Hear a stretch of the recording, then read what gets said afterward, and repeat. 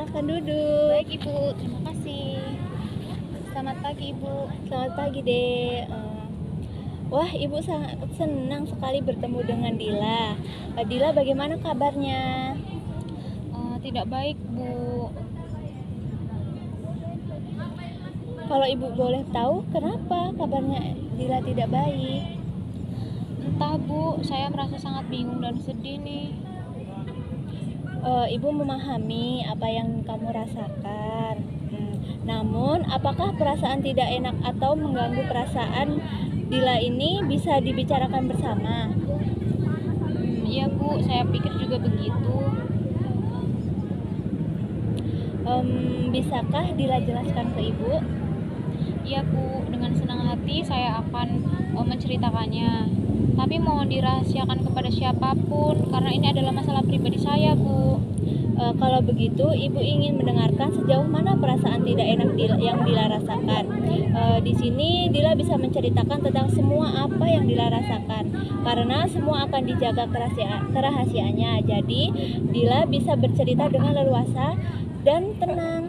Ya, begini Bu, saya merasa tidak percaya diri ketika tampil di depan orang banyak, apalagi ketika saya presentasi di depan kelas.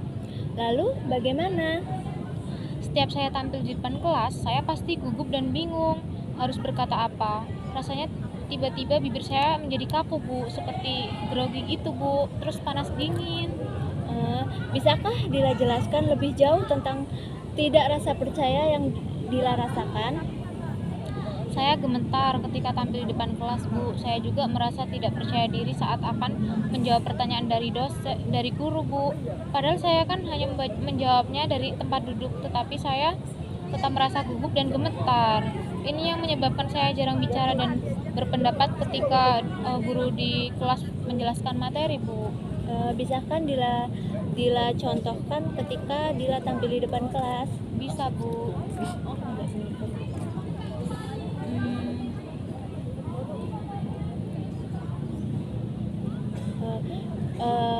Kalau seumpamanya Dila tampil di depan kelas, apa sih yang Dila rasakan?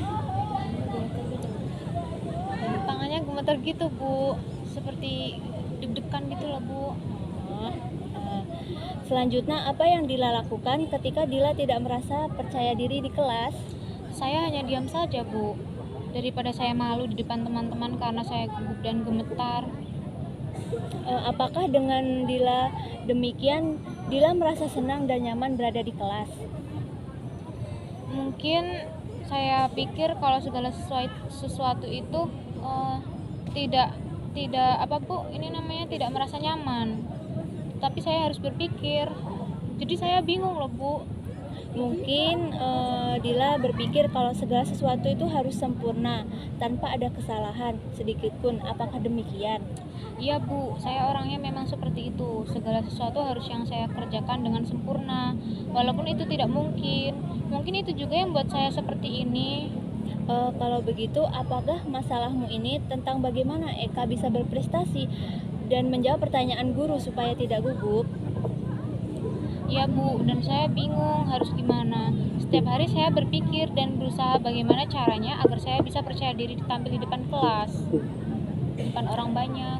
Ya, bagus sekali. Dila sudah memahami masalah yang Dila alami, yaitu bagaimana Dila bisa berprestasi dan tidak gugup dalam menjawab pertanyaan guru di kelas.